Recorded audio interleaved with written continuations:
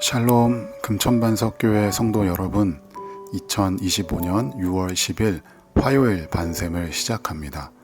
오늘 본문은 역대상 12장 1절부터 40절까지의 말씀입니다. 제12장.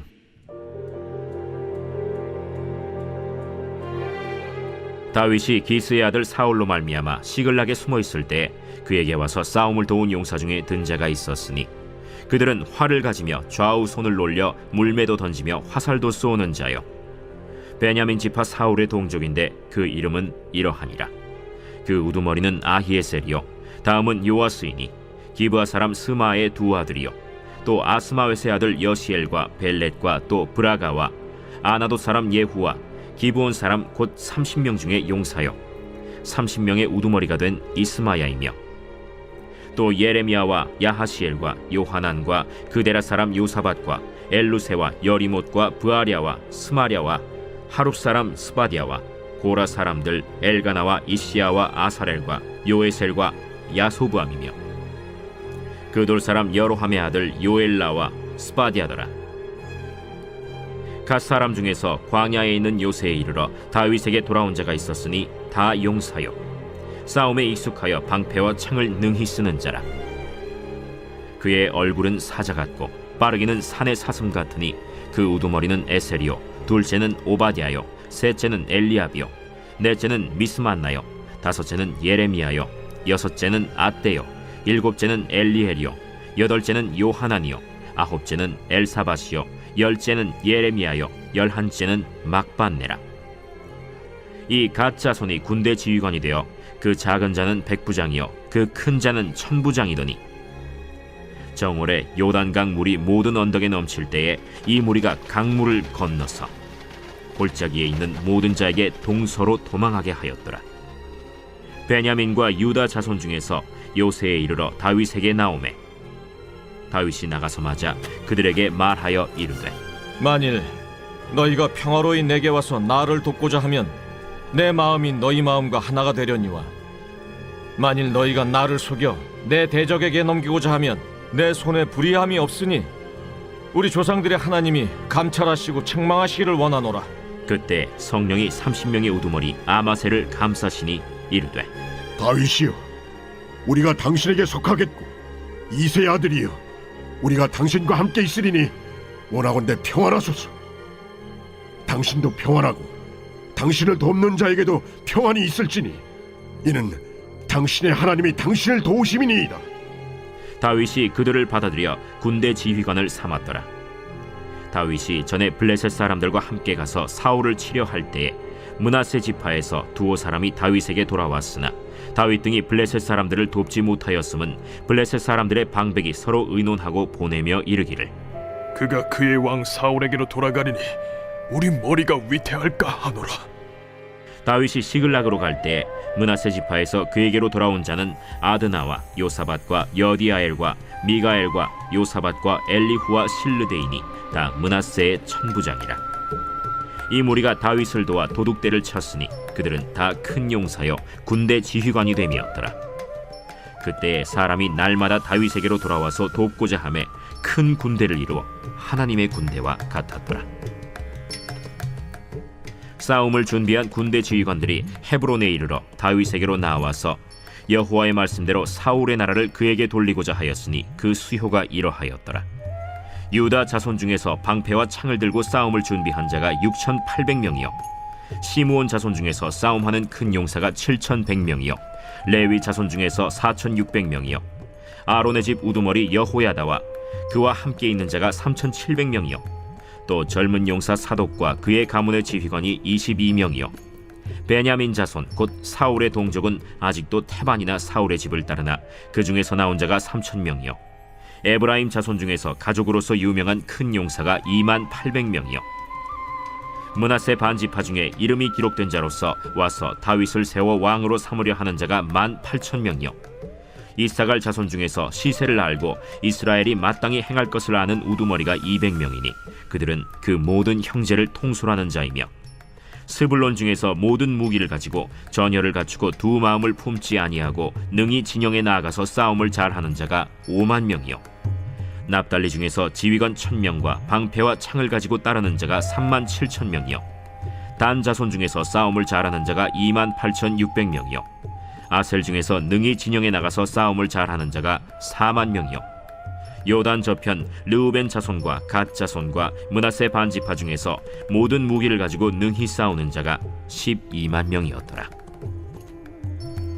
이 모든 군사가 전열을 갖추고 다 성심으로 헤브론에 이르러 다윗을 온 이스라엘 왕으로 삼고자 하고 또 이스라엘의 남은 자도 다 한 마음으로 다윗을 왕으로 삼고자 하여 무리가 거기서 다윗과 함께 사흘을 지내며 먹고 마셨으니 이는 그들의 형제가 이미 식물을 준비하였음이며 또 그들의 근처에 있는 자로부터 이사갈과 스불론과 납달리까지도 나귀와 낙타와 노새와 소에다 음식을 많이 실어왔으니 곧 밀가루 과자와 무화과 과자와 건포도와 포도주와 기름이요 소와 양도 많이 가져왔으니 이는 이스라엘 가운데에 기쁨이 있음이었더라.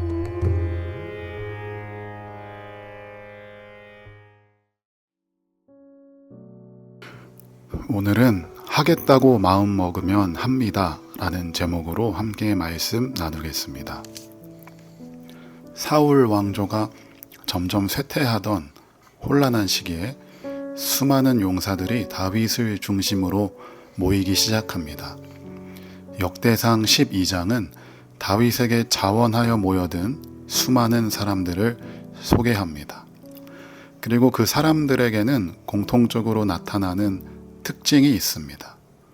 오늘 다윗에게 모여든 용사들의 특징을 살펴보면서 우리에게도 이러한 결단이 있기를 바랍니다. 첫 번째 특징은 바로 결단력입니다. 8절을 제가 읽겠습니다.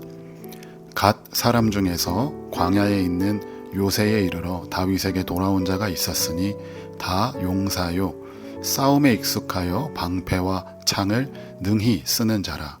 그의 얼굴은 사자 같고 빠르기는 산의 사슴 같으니. 갓 지파 사람들이 광야의 요새로 다윗에게 찾아온 장면이 나옵니다.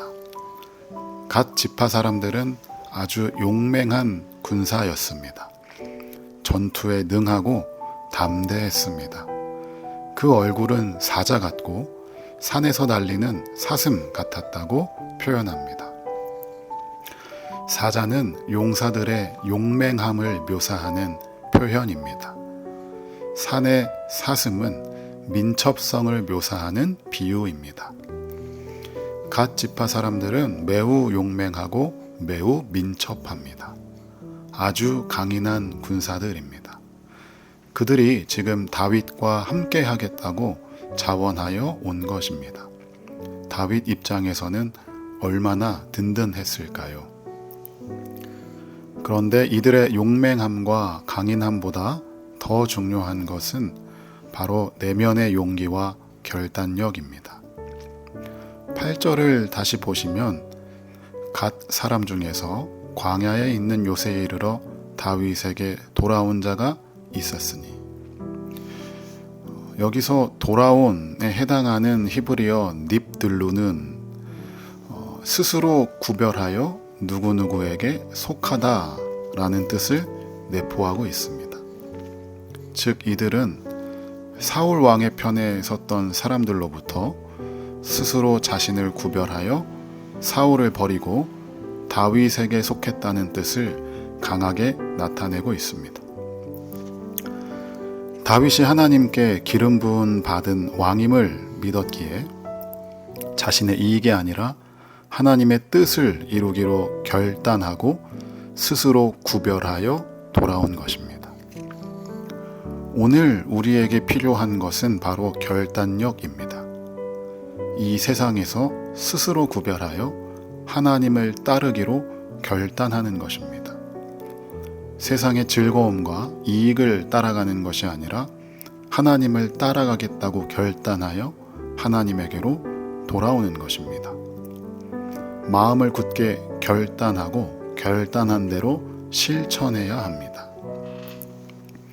지난 2024년 파리올림픽 때 10m 공기권총 은메달을 따면서 굉장히 화제를 모은 김예지 선수가 있습니다.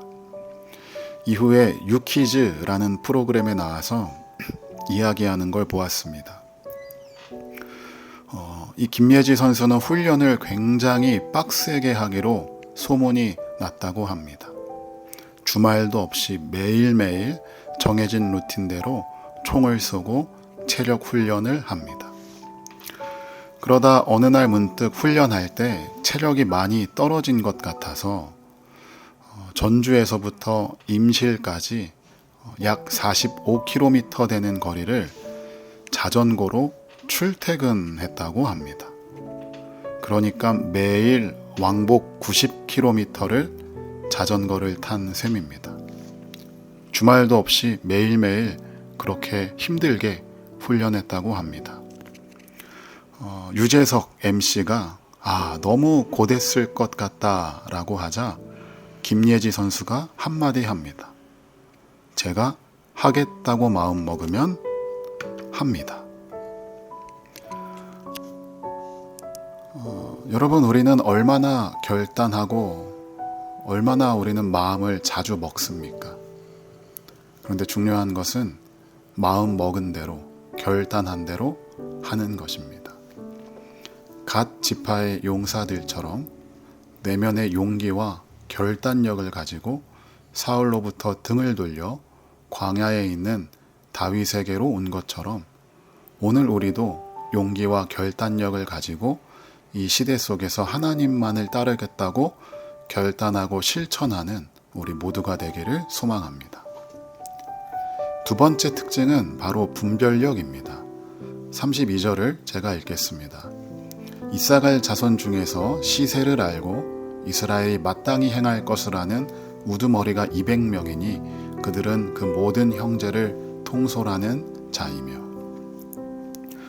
32절에 등장하는 이사갈 자손은 시세를 알고 이스라엘이 마땅히 행할 것을 아는 자들로 묘사됩니다. 이것은 단순히 정보를 많이 알고 똑똑하다는 것이 아니라 영적인 안목과 분별력이 있다는 뜻입니다. 이사갈 자손은 시대의 흐름을 분별하고 마땅히 행할 것을 알아 다윗을 따르기로 결단합니다. 오늘 우리에게도 시대를 분별하는 능력, 통찰하는 능력이 필요합니다. 왜냐하면 시대가 악하기 때문입니다. 우리가 분별하지 않는다면 우리는 그 악한 시대의 흐름 속에 그냥 묻혀서 같이 흘러가게 될 것입니다. 시대가 악할수록 하나님의 말씀을 기준 삼아 옳고 그름을 판단하고 어떤 방향으로 나아가야 하는지를 분별해야 합니다. 이 분별력의 근거는 바로 말씀입니다. 세상의 지식과 정보가 아닙니다. 나의 경험과 안목이 아닙니다. 말씀을 근거한 분별력을 가지고 하나님이 원하시는 방향으로 순종하며 나아가야 합니다. 마지막 특징은 충성심입니다. 바로 전심으로 하나님의 일을 돕는 것인데 38절을 제가 읽겠습니다. 이 모든 군사가 전열을 갖추고 다 성심으로 헤브론에 이르러 다윗을 온 이스라엘 왕으로 삼고자 하고 또 이스라엘의 남은 자도 다 한 마음으로 다윗을 왕으로 삼고자 하여. 이 38절에 나온 성심으로는 온 마음으로라는 뜻입니다. 이 용맹한 군사들은 온 마음으로 다윗을 왕으로 삼고자 합니다. 이들의 충성심은 어떤 전략이나 정치적인 판단이 아니었습니다. 하나님이 세운 왕임을 알았기에 자신의 이익이 아니라 하나님의 뜻을 이루는데 온 마음으로 헌신한 것입니다. 오늘 우리들의 관계에도 참 정치적인 관계가 많습니다. 이렇게 눈치를 보면서 나에게 이익이 될 만한 관계들은 지속하고 나에게 도움이 될 만한 사람들에게 가서 줄을 섭니다. 직장에서도 그렇고 세상의 집단과 조직에서도 그렇고 심지어 교회에서도 그렇습니다. 우리에게 필요한 것은 하나님을 향한 충성입니다. 이들은 다윗이 하나님이 세운 왕임을 알았기에 자신의 이익을 쫓는 것이 아니라 하나님의 뜻을 이루는데 온 마음으로 충성한 것입니다. 오늘 우리 교회와 우리 교회의 사역에도 필요한 것이 바로 온 마음으로 다하는 충성입니다. 손익을 계산하지 않고 내가 이걸 하면 이익이 될까, 저걸 하면 나에게 뭐가 떨어지나, 이렇게 손익을 계산하는 것이 아니라 하나님을 향한 충성으로 하나님의 일을 자기 일처럼 여기고 헌신하는 사람들을 통해 하나님의 나라가 세워집니다. 결론적으로 역대상 12장은 단순한 역사 기록이 아닙니다. 하나님이 어떤 사람을 들어 쓰시는지를 보여주는 메시지입니다. 오늘 이 시대에도 하나님은 결단력과 분별력과 충성심을 가진 자를 찾고 계십니다. 다윗의 용사들처럼 우리도 하나님 나라의 일꾼으로 부르심을 받았습니다. 그러므로 오늘 우리의 마음을 새롭게 하여 다시 한번 결단하고 분별합시다. 하나님께 충성하고 하나님만을 따라가겠다고 결단하고 마음 먹었으면 그렇게 합시다. 오늘도 하나님께 온전히 쓰임받는 삶을 살아가는 저와 여러분 되기를 주님의 이름으로 축복합니다. 우리 이 시간 함께 기도하겠습니다. 기도할 때 하나님, 오늘 본문에서 우리가 배운 결단과 분별과 충성을 나에게 허락하여 주시옵소서. 세상에 돌아가는 것들을 읽을 수 있는 분별력을 주시고, 특별히 손익을 따지면서 그렇게 정치적으로 나에게 이익이 될 만한 사람들을 쫓고 나에게 이익이 될 만한 것들을 따라가는 것이 아니라 말씀에 근거하여 선한 것을 따라가고 하나님께만 충성을 다하는 오늘 우리의 삶이 되게 하여 주시옵소서라고 우리 이 시간 각자의 자리에서 함께 기도하겠습니다.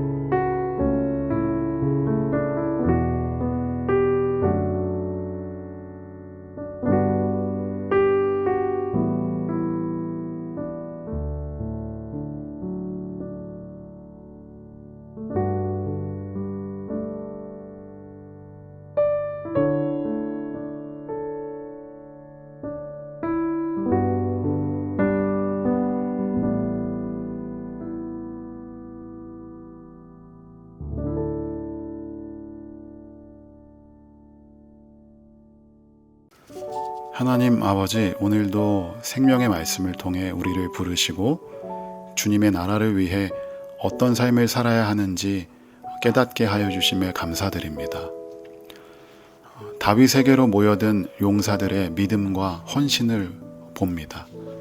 그들은 목숨을 걸고 진리의 편에 섰으며 세상에 아닌 하나님이 기름 부으신 다윗을 따르는 용기 있는 자들이었습니다.